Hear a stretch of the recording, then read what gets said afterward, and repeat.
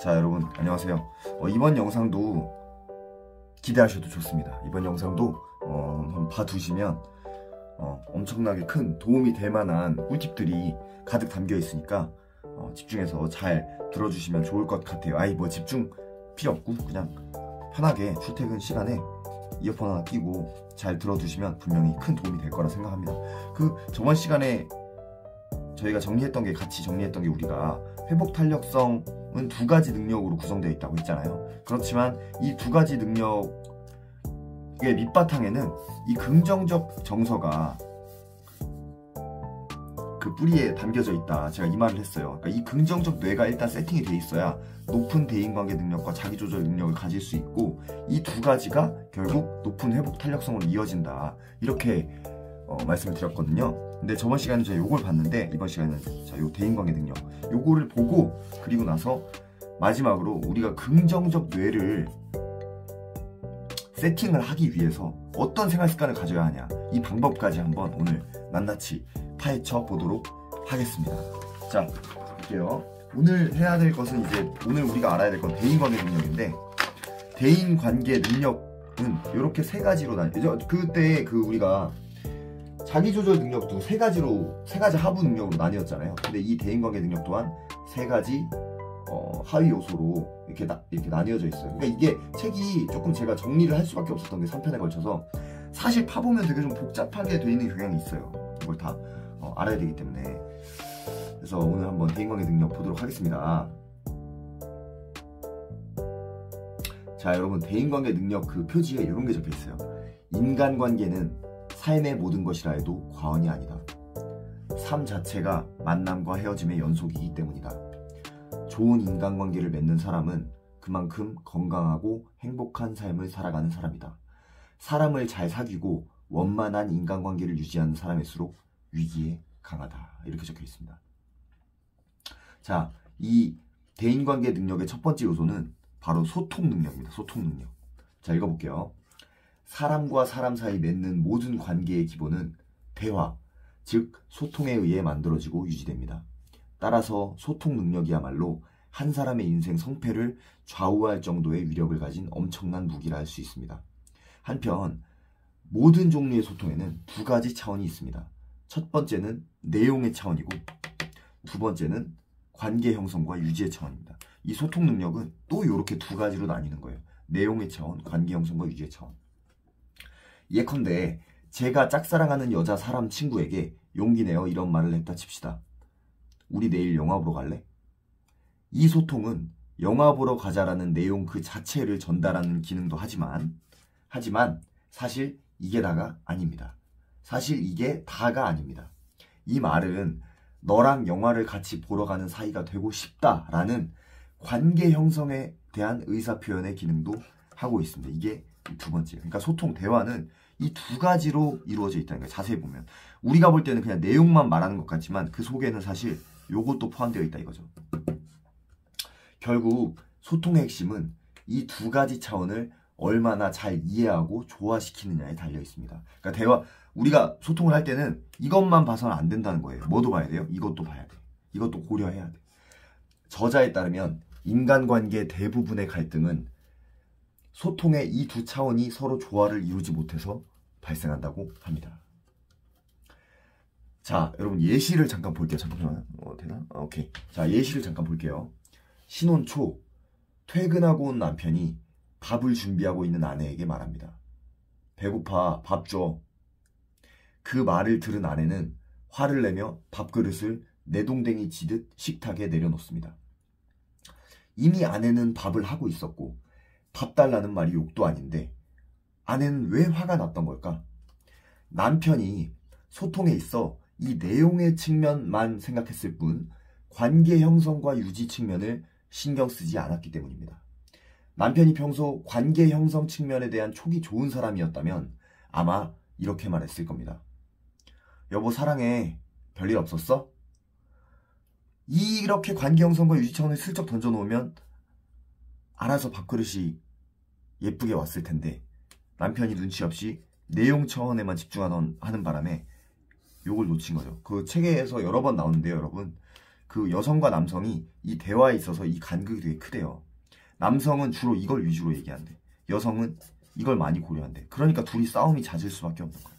그러니까 좀 서로가 이해심이 높은 남성이나 여성이라면 이 상대방 성별에 대한 어떤 특성을, 기질적 특성을 이해하고 조금 그 눈치나 배려를 좀 더 섞어서 대화에 임했을 거예요. 근데 그렇지 않은 남성이나 여성은 이런 사실을 간과하고 대화에 임함으로써 좀 더 많은 갈등이 야기될 수 있다. 이런 말이 되게 많이 나와요, 책에. 자, 두 번째는 공감 능력입니다. 공감 능력은 다른 사람의 심리나 감정 상태를 잘 읽어낼 수 있는 능력을 말합니다. 제가 이 파트에서 흥미로웠던 점은 공감 능력이 부족한 사람들이 공통적으로 갖고 있는 특징이었습니다. 여러분, 공감 능력이 부족한 사람들이 공통적으로 갖고 있는 특징이 있었대요. 그게 뭘까? 그들은, 공감 능력이 부족한 사람들은 약속이나 한 듯 잘 웃지 않는다고 합니다. 표정이 없다는 거예요. 인간은 억지로 웃는 표정을 만들기만 해도 긍정적 감정이 뇌에 퍼지면서 세상을 훨씬 긍정적으로 보게 되는 경향이 있습니다. 웃음과 긍정적 감정, 이 사이 상관관계는 그동안 많은 글을 통해 제가 여러 번 강조해왔던 부분입니다. 반대로 잘 웃지 않으면 무미건조한 감정이 뇌에 퍼지기 때문에 세상도 딱딱하고 부정적으로 보게 됩니다. 자, 웃으면 긍정적 감정이 뇌에 퍼진다. 세상도 부드럽게 볼 수 있다. 무표정이면 무미건조한 감정이 뇌에 퍼진다. 그래서 세상도 딱딱하고 부정적으로 보게 된다. 그러므로 우선 내가 많이 웃어야 하고 그 행복한 감정으로 상대를 바라볼 때만이 비로소 진심 어린 공감을 해줄 수 있습니다. 자, 공감 능력의 핵심은 미소입니다. 미소. 중요합니다, 이거. 저번 시간에도 얘기했지만.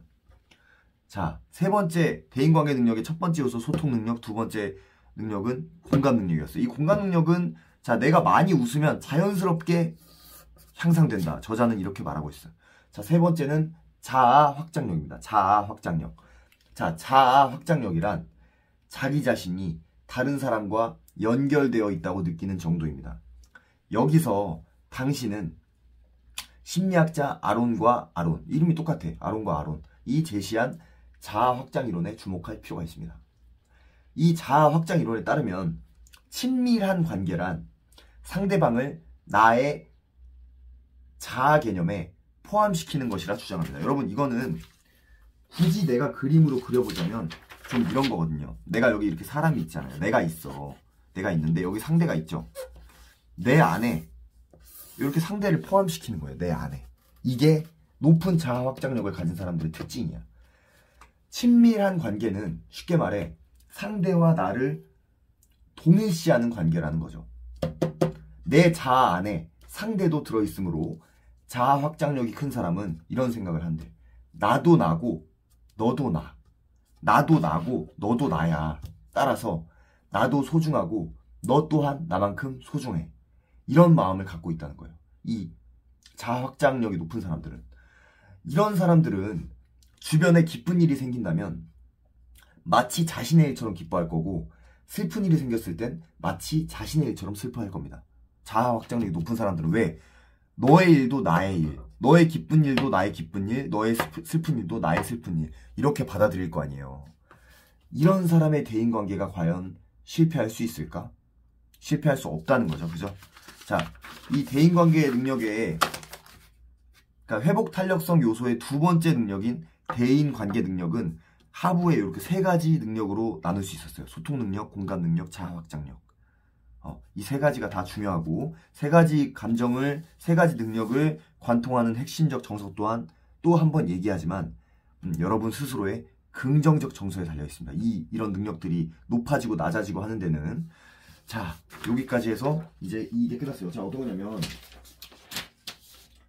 요게 끝난 거예요. 요게 회복 탄력성을 이루는 요소는 요거 두 가지인데, 우리는 요 두 가지에 각각에 있는 세부적 요소까지 다 이제 파본 거예요. 한번 여기 안에 뭐 또가 있었죠. 뭐 자아 확장력이니 뭐가 있었고, 여기는 뭐 또 뭐니 있었잖아요. 뭐가 있었더라. 감정 조절력, 그리고 뭐 원인 분석력, 이런 거 있잖아요. 요런 게 지금 두 개가 정리가 된 거예요. 우리는 요게 다 합쳐져서 요게 된다. 요거까지 끝났습니다. 이제 자, 이제는 다시 근원인 여기로 좀 다시 돌아가 볼 필요가 있을 것 같아요.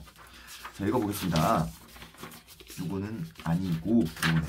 자, 당신이 추구해야 할 생각의 방향. 우리가 생각의 방향을 좀 바꿔야 될 부분이 있는데, 자, 지금부터 읽어볼게요. 당신이 잘난 부분에 집중하라. 당신이 잘난 부분에 집중하라. 220페이지에 이런 말이 나와요.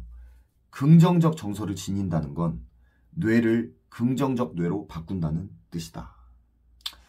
앞서 여러 번 강조했듯 성공에 있어 가장 중요한 요소인 회복 탄력성 지수는 긍정적 정서와 밀접한 관련이 있는데, 이는 다행히도 꾸준한 훈련을 통해 높일 수 있습니다. 자, 이 말은 이 긍정적 정서, 회복 탄력성은 선천적인 요소도 분명히 있어요. 안타깝지만. 그런데 그게 넉넉 잡아도 반밖에 안 돼요. 그러니까 우리가 나머지 반 정도는 충분히 후천적 노력으로 회복 탄력성을 높일 수 있다는 얘기예요. 사실 반이 아니고 제가 기억하기로는 70%까지 올릴 수 있다고 나와 있거든요. 그러니까 나머지 우리가 부족한 부분들은 훈련을 통해서 얼마든지 높일 수 있다.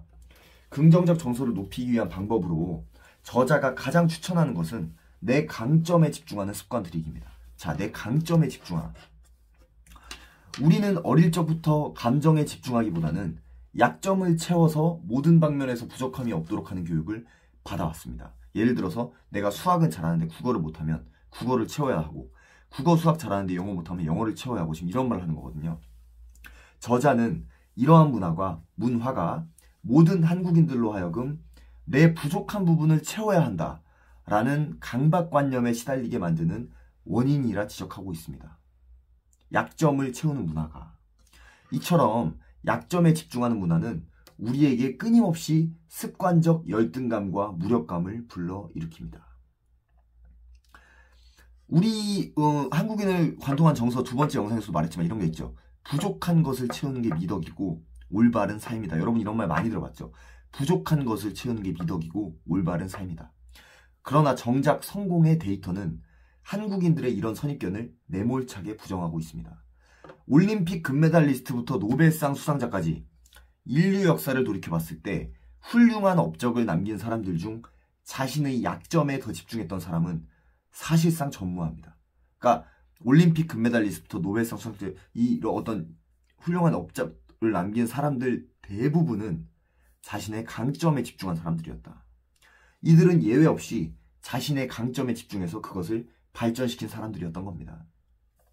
내 강점을 명확히 알고 이를 활용할 수 있는 방법을 꾸준히 찾는 것, 이것이 회복 탄력성 향상의 첫 걸음입니다. 이렇게 나옵니다. 약점에 집중하지 말고 오히려 강점을 더 날카롭게 키우는 데 집중해라. 근데 여러분 여기 재밌는 게 이 강점에 집중하는 습관을 들이고 나서 한 달만 지나도요, 행복감이 올라간다는 조사 결과가 있어요. 행복감이 올라간다. 기존에 낮았던 행복감이. 예. 약점에 집중하면 계속 내 부족한 걸 인지해야 되기 때문에 이 자존감, 행복감이 낮아진다는 거지. 저자는 약점보다는 강점에 집중하는 삶을 살아라, 이렇게 얘기를 하면, 사실은 여러분 이 얘기가 여기서만 나오는 게 아니고요. 그 예전에 제가 읽었던 책 중에 강점 발견 혁명이었나? 뭐 그런 책이 있어요. 그 책에서도 이걸 되게 중요하게 생각하더라고. 약점보다 내 강점을 명확히 알고, 명확히 알아야 돼. 일단 강점 검사 같은 걸 통해서 명확히 알고 이 강점에 집중하는 거, 이게 내 인생을 성공으로 이끄는 지름길이다, 이렇게 말하거든요. 그 책에서도 비슷한 얘기예요.